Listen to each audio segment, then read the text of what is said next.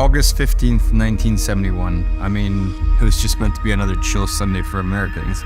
But what they didn't expect is that would be the date that their money would become worthless. And that would lead to the complete overhaul of the financial system. I have directed Secretary Connally to suspend temporarily the convertibility of the dollar into gold or other reserve assets. An overhaul that's on the verge of being finalized today. And the scariest part is that it's led by one single organization. And this organization is above governments, private and central banks, and even controls 95% of the world's GDP. The year was 1971, perhaps the most pivotal year in recent history that you've never even heard of. Now you might be asking, what exactly happened that year? And if it's so important, why does no one really know about it? Well, those were some of my central questions that began an investigation that would lead directly back to our favorite initiative, the Great Reset. So let's have a look at what actually happened in the year of 1971. Inflation soared, real wages were crippled, productivity and compensation were uncoupled. You see, the world took quite a turn in 1971. I mean, clearly wages started to decline drastically, and things that were previously correlated completely lost correlation overnight. And that, my friend, was just the tip of the iceberg. There were far more profound structural changes happening in the background. Something carefully planned and extremely shady was set to happen that year. You see, 1971 was the year that your money officially became worthless. Now, you might say that your money still has value to this day, and you might be partially right, but the question is, why does it have value? You see, simply put, it's just because you believe it does. And that's the beauty and the curse of fiat currency. It works as long as everyone believes it works. I mean, it sounds almost religious. And all of that began in 1971. You see, prior to 1971, the government had to hold a certain amount of gold for every dollar they printed. You see, the dollar was backed by gold, and you could redeem 1 ounce of gold for $35. And this ensured inflation was steady and made it so that money actually held value because you could always exchange it back for gold. The problem with this, it was extremely hard for the Fed to print more money when they had to put 1 ounce of gold as collateral for every $35 they printed. I mean, it would be much easier if they could just simply, I don't know, print money out of thin air. And that is exactly what they did, and still do to this day. That was the first big event that happened in 1971. President Nixon severed ties between the dollar and its golden base, meaning the dollar was no longer convertible to gold. And that is the very thing that has led to the obscene devaluation of the American dollar ever since. Now, learning that led me to an inevitable question. Why? Why would the government tarnish their own currency's value by taking it off the gold standard? And the answer became apparent very quickly.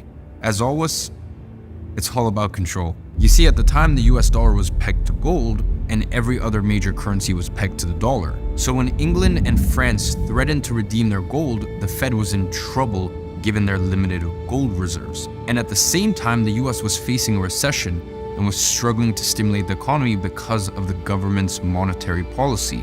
Because at the time, it was really just limited by the amount of gold they had. So the Fed needed a way out. They needed to boost their domestic economy and make sure the US remained the world's reserve currency.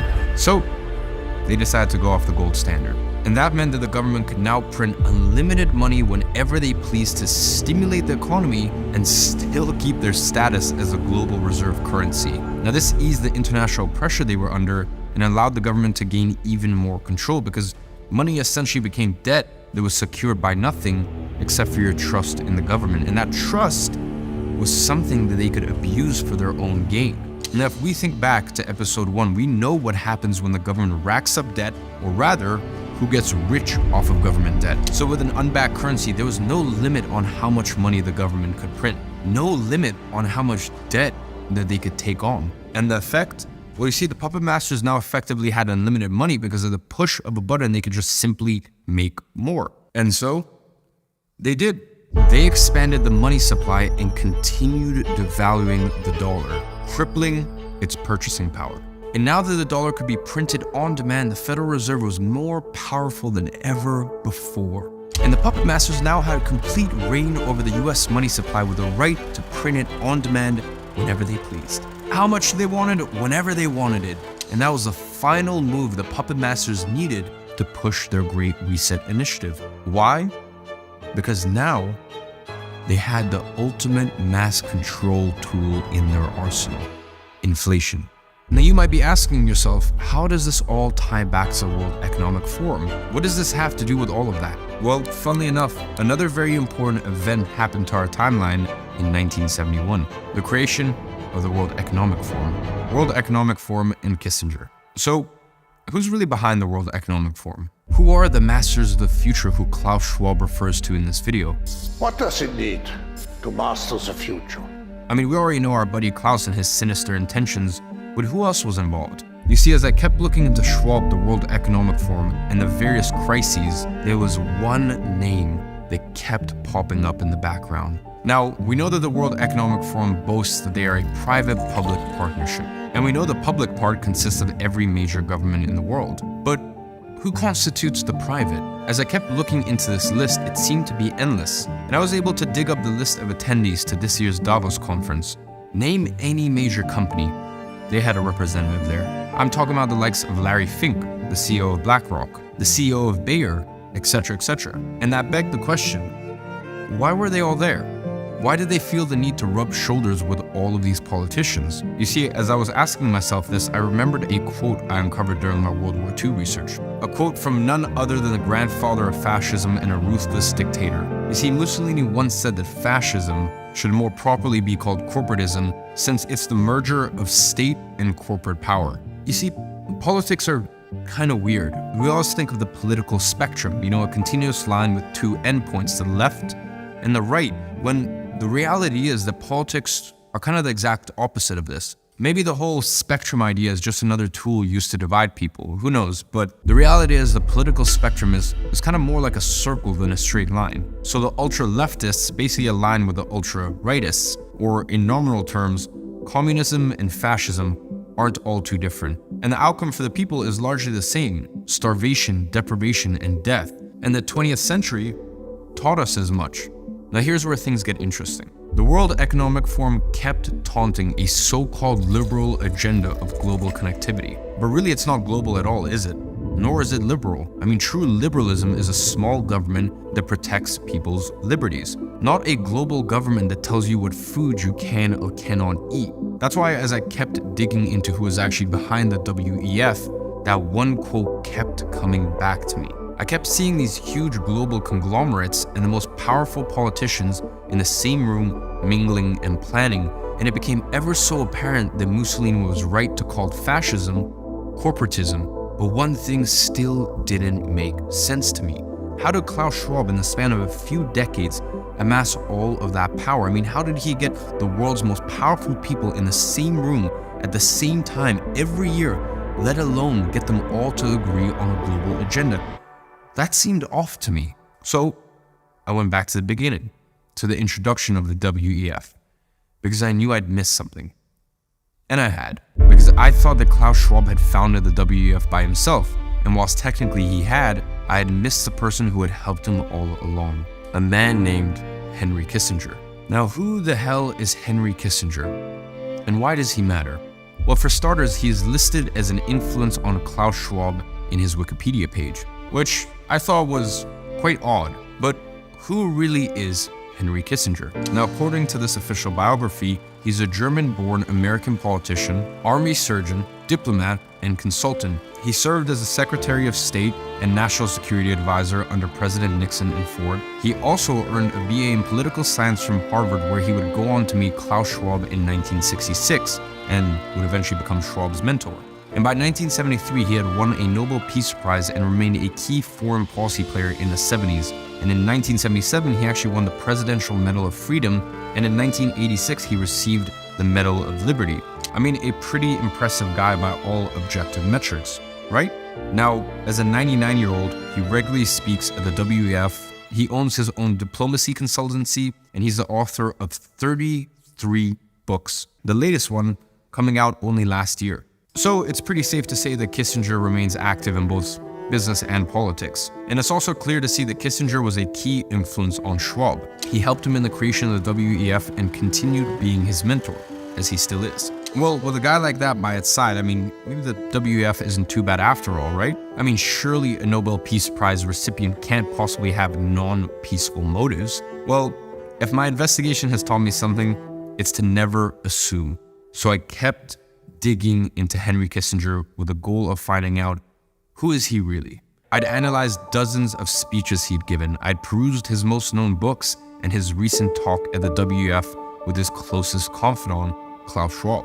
So let's have a look at one of his speeches at the WEF. Now, during the speech, Kissinger warned of a dilution of confidence in classic economic models, a challenge to the capitalist system, but also noted that a demoralization of the socialist systems which nowhere have produced the satisfaction of the human personality, and he concluded that all of these changes are global and would make ours a period of turmoil, even apart from any specific challenge that we face. I mean, that sounds rather timely, doesn't it? It kind of sounds like everything else the WEF has been saying lately.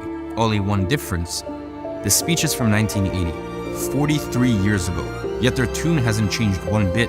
And after I read that, I knew there was more to Kissinger. So I kept digging. Now it turns out this career politician wasn't as squeaky clean as his bio would suggest, and his Global Peace Prize was as riddled with as much controversy as his politics. I mean, he'd been embroiled in scandals like the 1973 Chilean military coup as the Secretary of State, where the US interfered with democratic Chilean elections because they didn't align with their objectives. Kissinger was no stranger to undermining democracy, and I can see why he fit in so well with World Economic Forum. I mean, he even said, "I don't see why we need to stand by and watch our country go communist due to the irresponsibility of its people. The issues are much too important for the Chilean voters to be left to decide for themselves." I mean, that really speaks for itself. He also greenlighted Argentina's military for their dirty war and led US support for Pakistan during the Bangladesh liberation. Pakistan, who were committing genocide, by the way. And there's even a book written about all the alleged war crimes he's committed, which was later turned into a documentary. And he won his Nobel Peace Prize for negotiating a ceasefire in Vietnam. But the ceasefire never even lasted, which is why his prize was so controversial. Kissinger also hid the bombing of Cambodia from Congress, so I can see why Klaus Schwab took a liking to him. And the most interesting fact was this: Kissinger was a Secretary of State under President Nixon, the very same president who got the US off the gold standard the exact same year the World Economic Forum was created by Kissinger's own prodigy. I mean, I'm sure you can start to see how everything really starts to connect here, and how there seems to be a few figures pulling the strings from the shadows. Anyways, one specific book that Kissinger wrote really got my attention. It was titled World Order, and World Order was truly an insight into Kissinger's mind. And it wasn't pretty. In the book, he writes on the role of government and those in it. The state is a fragile organization, and the statesman does not have the moral right to risk its survival on ethical restraint. In his vision for the world, it is a melancholy fact that the countries which are most humanitarian, which are most interested in internal improvement, tend to grow weaker compared to the other countries which possess a less altruistic civilization. But even after I'd uncovered who Henry Kissinger truly was, I still had an unanswered question. What was his role in the Great Reset? And after a few days of immersing myself in this despicable character that is Henry Kissinger, I found this quote that ended up changing the course of my entire investigation. Who controls the food supply controls the people. Who controls the energy can control whole continents. And who controls the money can control the world. This whole time I'd been so focused on the money. I thought the Great Reset was all about controlling the money. But there was a much bigger story that was hidden in plain sight. I had completely neglected two other major pillars that play a major role in the Great Reset plan: controlling the food and controlling the money. Food. WEF food. The end of meat. The rise of bugs as snacks. What the hell does an organization called the World Economic Forum care about what you eat? What the hell does Klaus Schwab gain from forcing bugs down your throat And why is meat so bad all of a sudden? So I thought I'd begin by analyzing what the World Economic Forum themselves were saying. It became apparent pretty quickly that the attack on food was underpinned by two things: climate change and how unhealthy the foods we eat are. And again, they're just trying to save you from yourself. Because of course, the World Economic Forum knows the best. You know, the apparent climate crisis demands that we stop eating meat because it produces so much harm for the environment. And as I kept looking into this, I found countless articles saying how horrible meat production is for the environment. But you see, something felt off. I saw back to my investigation in episode 1. The puppet masters used crisis to push their own agenda, and every crisis is a unique opportunity. You see, something was off. They're telling you that a few gassy cows are so bad for the climate that we have to stop eating the very thing that sustained us for thousands of years. I don't think so. I mean, surely there had to be more to the story. And there was. It turns out that the US, where most of this propaganda came from, had a very, very complicated history with food. There are over 30 foods that are available for sale and consumption deemed edible in the US that are actually banned in most of the world. And that didn't sit right with me. I mean, the same people that were saying meat is so dangerous and so bad for the climate were selling you things literally banned in the rest of the world for being too dangerous to eat. And that, my friends, is the puppet master's hypocrisy for you. And these weren't just some niche products that nobody eats. These were household names, staples in the American diet. Products like Skittles, coffee creamer, and even apples.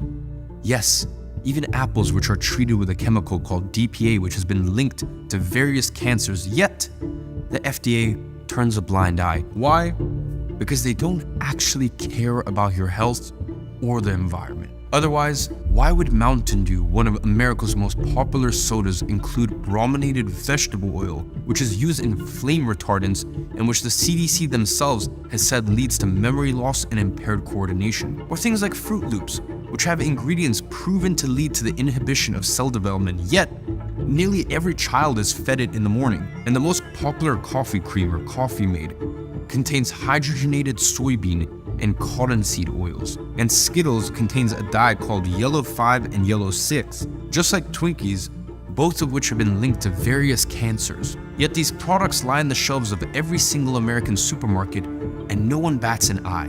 But meat? Oh no, you can't eat that. But fake lab-grown meat?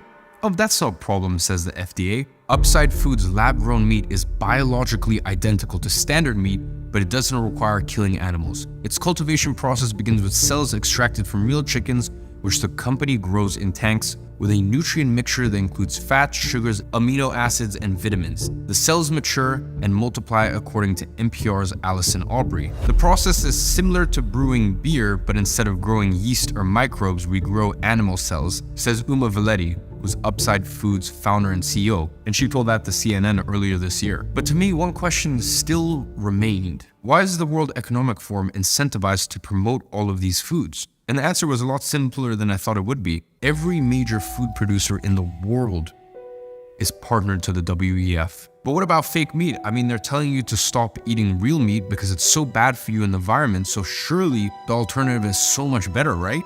Not quite. Surprise, surprise. The alternative the puppet masters are pushing towards you is just as healthy as the other foods we've mentioned.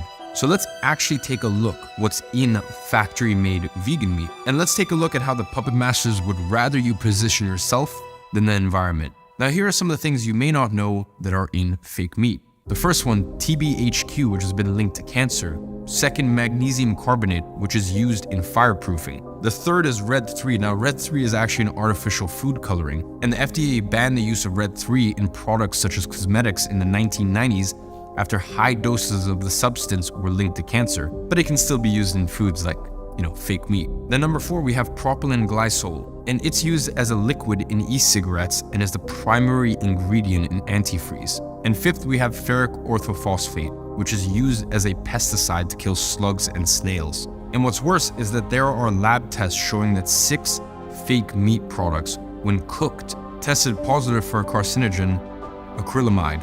So one thing is very clear, the puppet masters don't care about you. But was there actually some truth to the whole climate change argument? Now that question led me down a whole other rabbit hole. I saw all these articles saying how horrible meat was, how much pollution it's caused, etc. but how much CO2 and other GHG did it actually emit? Now, to find the answer, I decided to go straight to the source. Their source, the Environmental Protection Agency. Now, it turns out the UN had been lying all along, and all the alarmists were just that, alarmists. Now, according to the EPA, transportation accounts for 20% of greenhouse gas emissions, and the entirety of the agriculture section, only 11%. And of those 11%, most of them didn't even come from the animals themselves. Only a third of agriculture emissions are actually a product of agriculture. Everything else is just associated to processes like transportation and energy. And what's more, cows don't even produce more methane than grass. Yes, you heard me correct. Grass. So clearly they're sounding the alarm for some other reason. But what could be those reasons? I mean, why? And how are they actually taking control of the food supply? As I began investigating, I came across something unusual. Monsanto.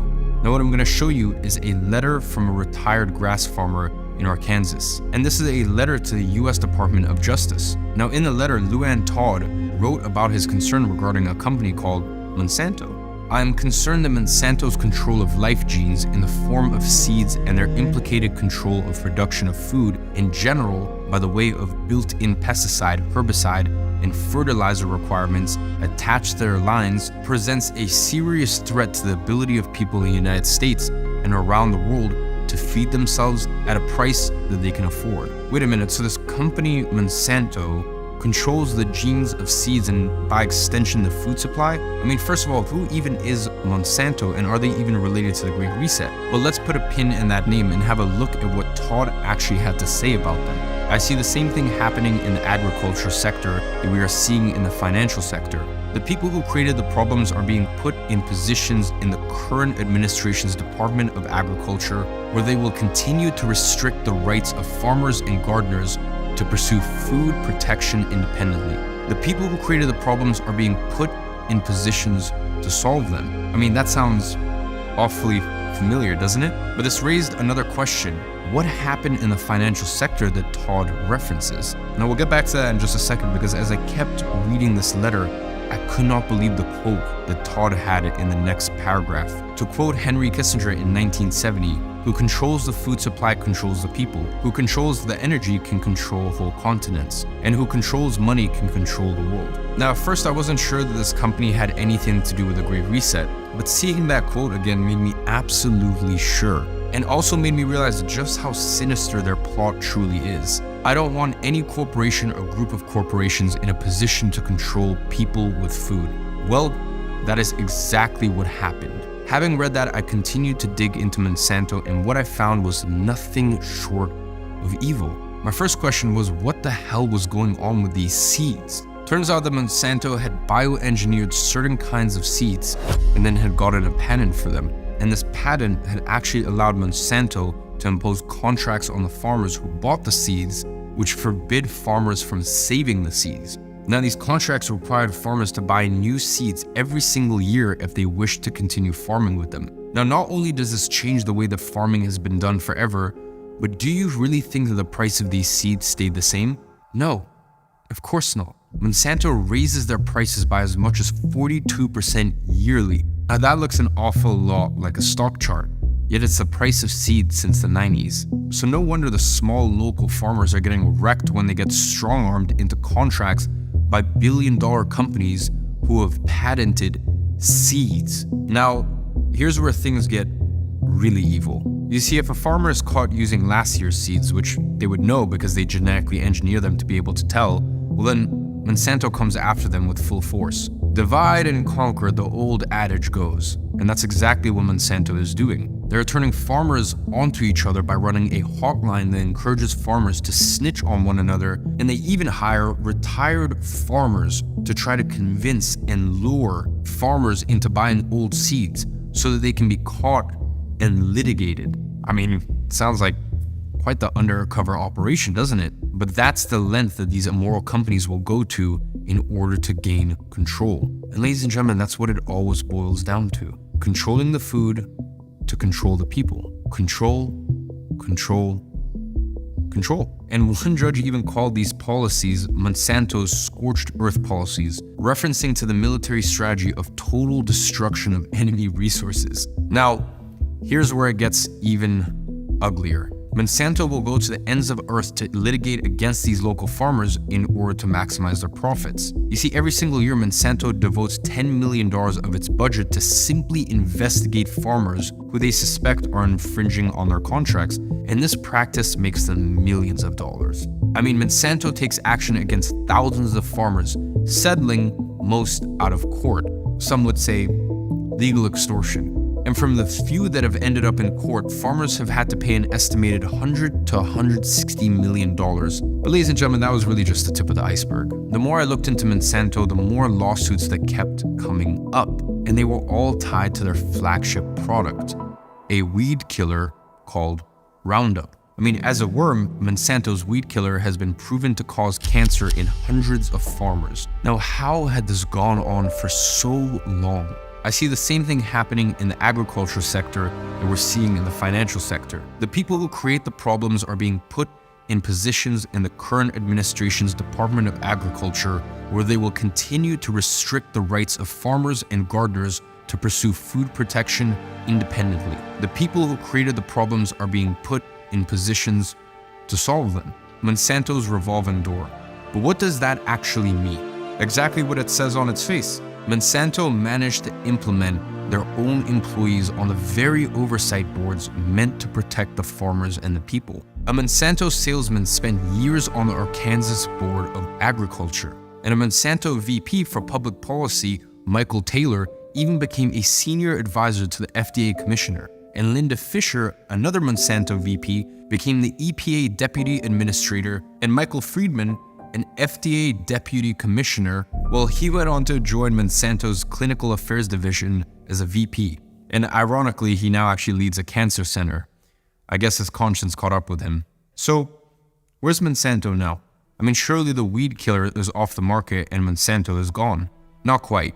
You see, in 2018, Monsanto was acquired for $63 billion by the German pharma and crop science company Bayer, who of course are a staple attendee of Davos. So what happened to all of their lawsuits? Luckily, they followed suit.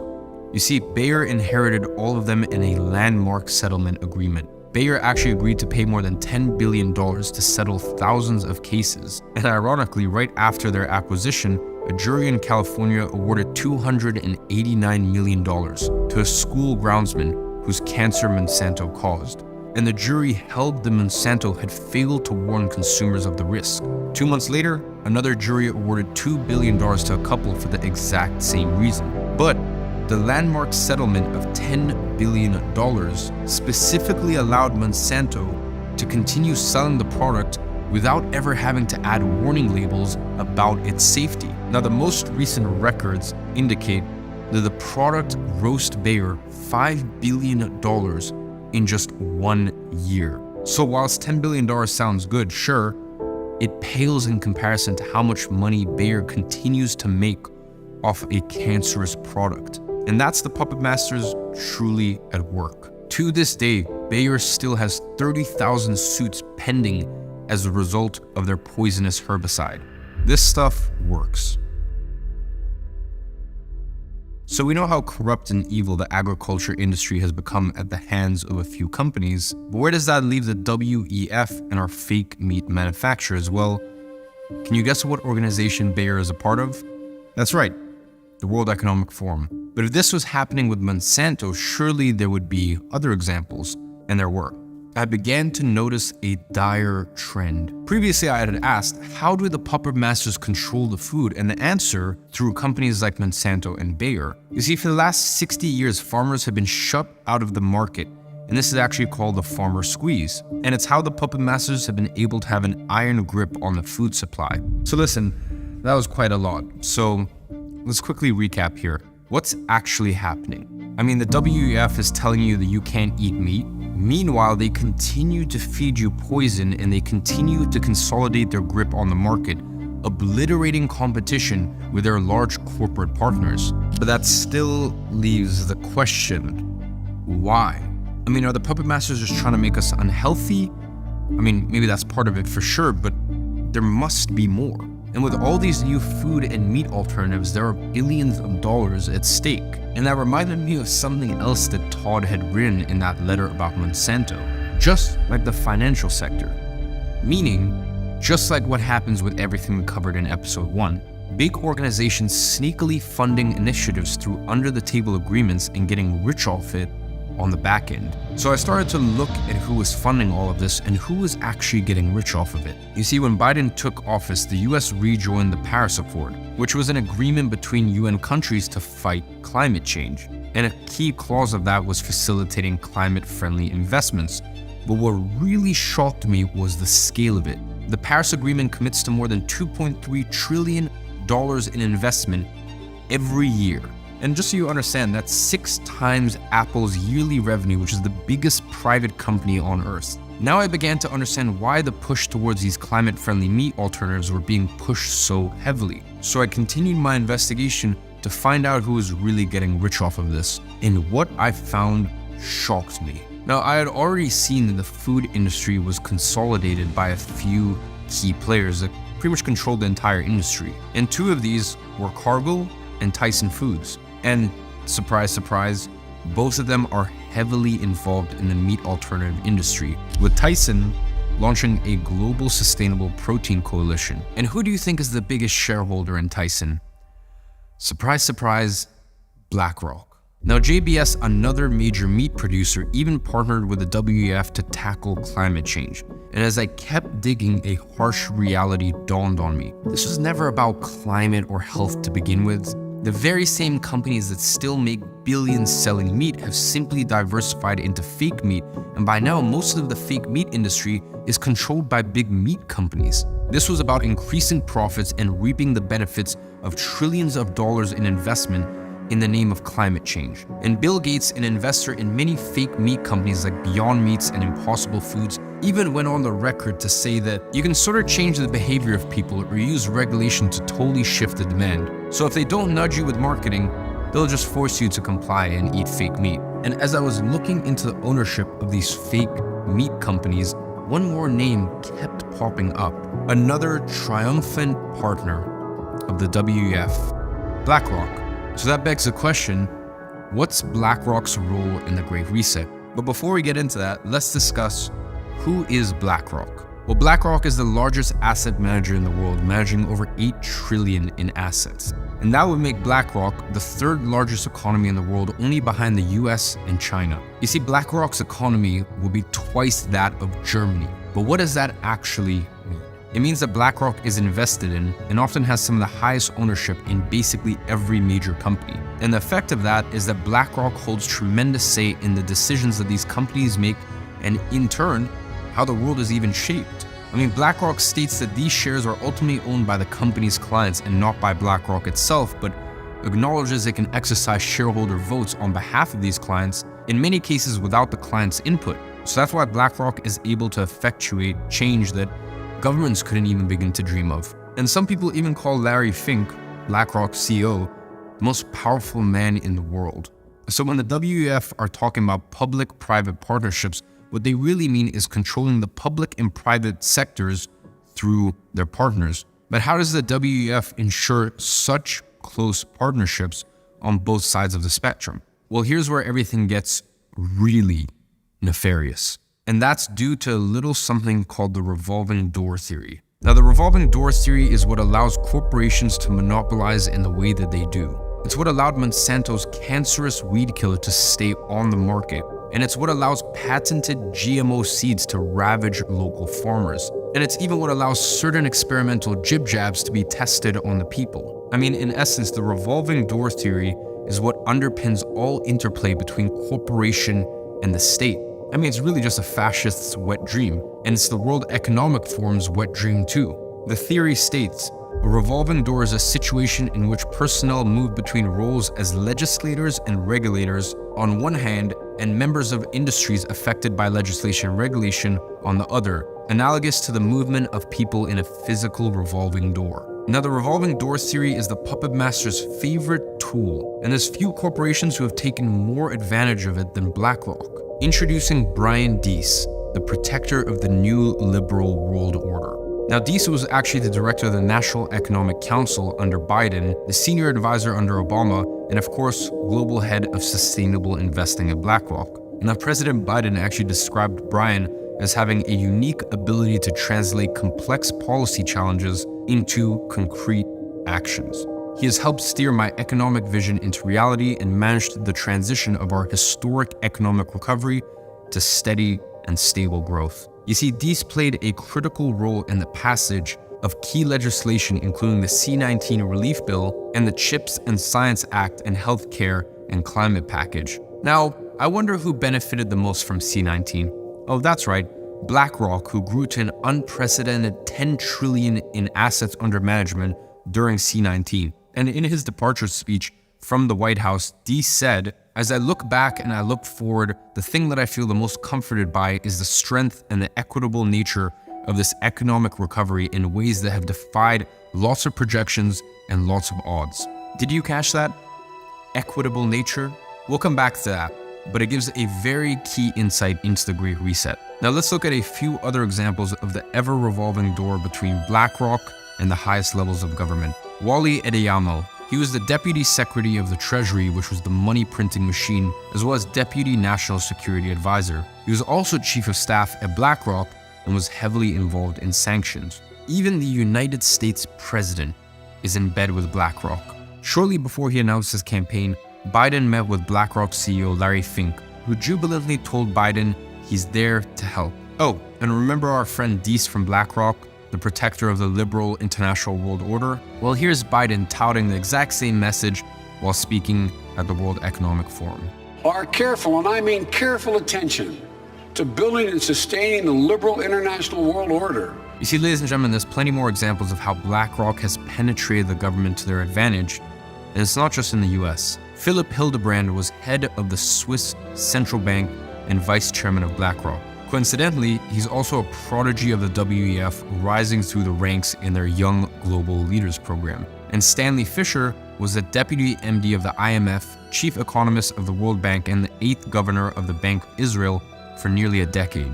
Now, all this is awfully convenient for BlackRock, but things got really sinister when I discovered the connection between BlackRock and the Fed. It turns out that after his tenure at the Central Bank of Israel, Stanley Fischer was the vice chair of the Fed. So let's take it back to August of 2019, specifically August 24th to 26th in France.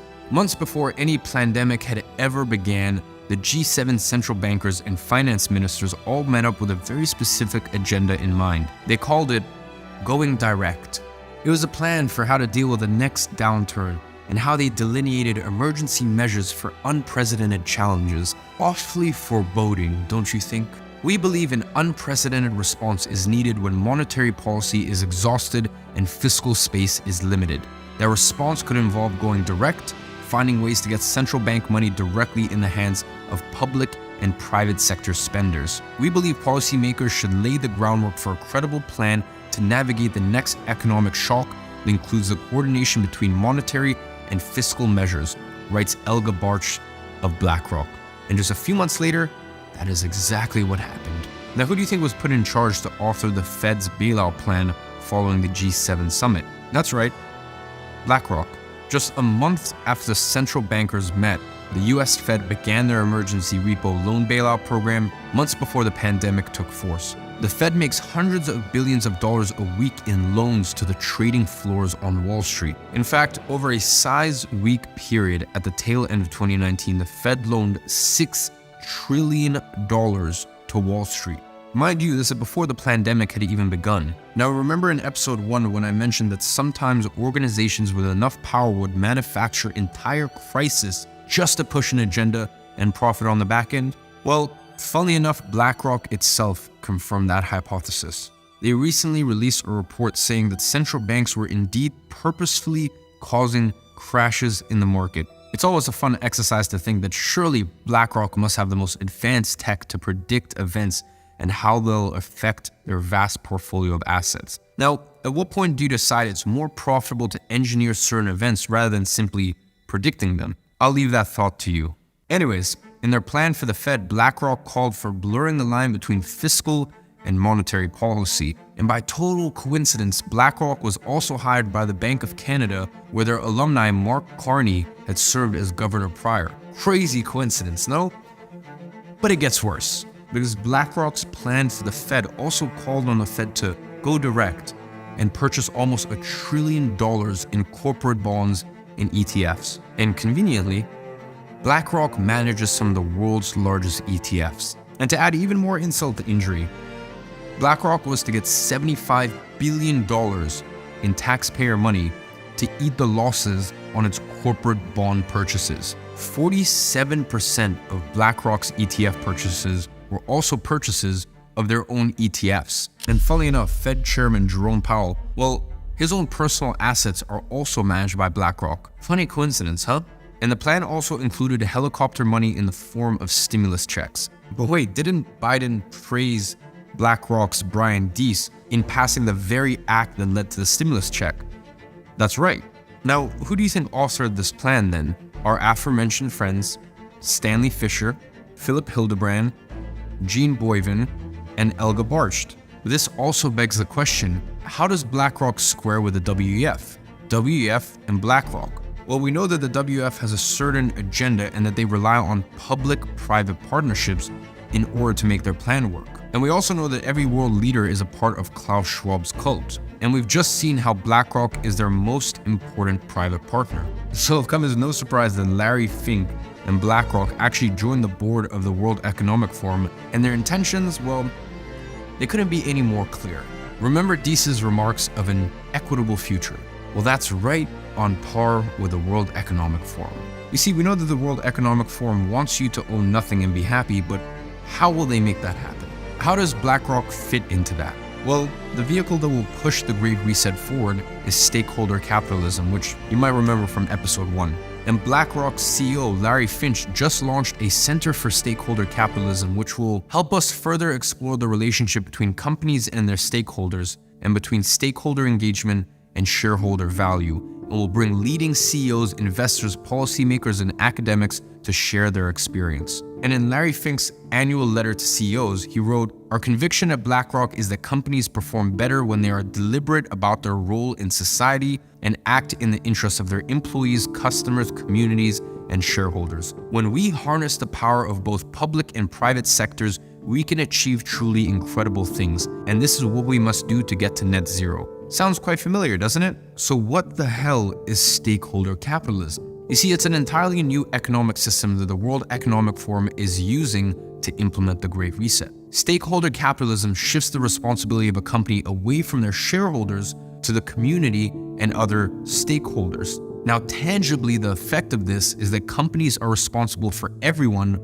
but accountable to no one, which means they get to push whatever agendas they want without worrying about their shareholders. And it facilitates exactly what Brian Deese talked about equity. The issue with this regime is that it gives the puppet masters ever more power to act in your best interest however they see fit. And BlackRock is there to make sure that the companies they control will implement the World Economic Forum's stakeholder capitalism. So we covered money in episode 1, now we're covering food, the revolving door theory, as well as BlackRock's immense power. But what about the last part of Kissinger's quote? What about energy? You see, in the fall of 2022, the energy crisis in Europe began, which later morphed into the cost of living crisis. The cost of living crisis is fueled by two things: inflation making everything expensive, as well as high energy costs trickling down. Now, we've already discussed how the puppet masters use inflation to control the masses and enrich themselves, but what about energy? What caused the energy crisis in Europe? Now, before we get into that, let's recall the theme of the first episode. The puppet masters using crisis to further their agenda. And that's exactly what they've done with the energy crisis. In their move towards a green and sustainable future, Germany decided to decommission their nuclear energy plants, which made them entirely reliant on natural gas from Russia. And more than just being a dubious foreign policy decision, this put the entire continent in jeopardy. Sure enough, when the puppet masters' next crisis broke out, the war in Ukraine, and the natural gas pipeline mysteriously burst, Europe was basically fucked. And the effect? Exorbitant energy prices. And who bears the cost of that? It's the people, either directly or indirectly, with even higher inflation as the government spends more. And the outcome? Well, it's another crisis the World Economic Forum can exploit as they move to even more renewable energy sources, knowing damn well that it was the move to these that started the crisis to begin with. War over energy resources has riddled history. I mean, just have a look at the Middle East and US foreign policy over the last few decades. And now is no different. But this time they're using the crisis for more than resources. They're using the crisis to change our world and tell us how we ought to live. The World Economic Forum just released their global risk report, and top of the list for the next 2 years, cost of living crisis, also dubbed the energy and inflation crisis, and top of the list for the next decade, failure to mitigate climate change. In the last few weeks, they have really taken their agenda to the next level. Do you remember the Paris Agreement and how $2.3 trillion was pledged yearly to green investments? Well, the Prime Minister of the UK just took things to another level, putting that pledge to shame. At the last conference where he praised Mark Carney for his work and announced 3 new measures including rewiring the entire financial global system. You see, 2 years ago, Carney unveiled a $130 trillion pledge for climate finance. So now you can see the incentive structures that are pulling the strings behind the scenes. We want to require the entire financial system for net zero. So now the puppet masters are using energy and energy transitions to gain even more control. At the World Economic Forum, they are already talking about managing energy demand. And what does that actually mean? It means they will choose when and what you can use your electricity for. And once that happens, your sovereignty will be long gone. But how does BlackRock fit into the whole energy crisis? The answer is Ukraine. You see, the energy crisis was caused in large part by the war in Ukraine. And remember in episode 1, how the puppet masters got rich off of playing both sides of the fence? Well, this case, of course, is no different from that. You see, the puppet masters get to use the energy crisis to further their agenda, and they get rich off of war. Again. And who's our prime suspect? BlackRock. You see, some of BlackRock's biggest holdings include key defense contractors for the DoD, and who else gets rich off of wars other than the bankers? Well, of course, the companies that make the weapons. And who gets rich off of that? Their shareholders. You see, BlackRock is the 3rd largest shareholder in Lockheed Martin, and the 5th largest in Boeing, the 2 biggest winners of defense contracts. But what's more, didn't we say that the puppet masters get rich off of both sides of the war? They do, but in the case of Russia and Ukraine, they got a little bit more creative because they couldn't arm the Russians, so instead BlackRock is getting rich off of arming Ukraine and rebuilding it. You see, in September of last year, Zelensky, the president of Ukraine, met with BlackRock's CEO Larry Fink and struck a deal for BlackRock to be in charge of rebuilding the country.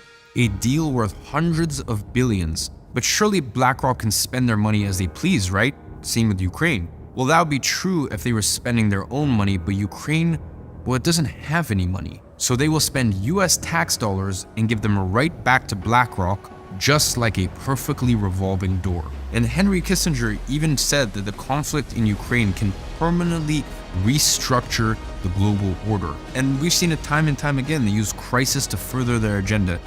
And this time is no different. Whether it's about Ukraine or energy transitions, the end game is always the same. But as I was uncovering all the players behind the scenes, I had one central question in mind. How would the puppet masters control all the money pledged to fight climate change? I mean, after all, tracking $130 trillion isn't all that easy. But that's when I discovered something new.